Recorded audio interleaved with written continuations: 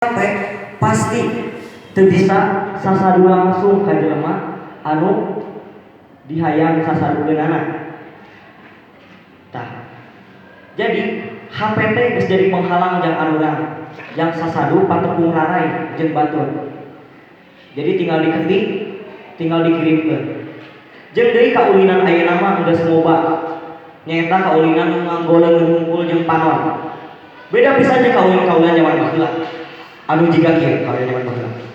Anu jiga urang teh ngaprak ka sawah. Ulin, ucingan, lumpatan, ngojay. Geus eueuh. Jeung deui dina alat-alat musik lagi geus beda. Contona jiga ayeuna gitar, drum, jeung sajabana anu modernisasi di bangsa batur. Sok ayeuna jiga karinding, kendang, calung geus jarang nu bisa atau geus jarang nu minat kana alat-alat musik eta. Kabudayaan urang Sunda teh geus rek leungit ku kabudayaan keluar anu mimitina tinu kacanggihan jeung modernisasi dunia ieu sorangan.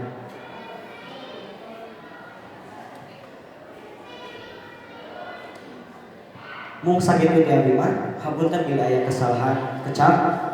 Assalamualaikum warahmatullahi wabarakatuh.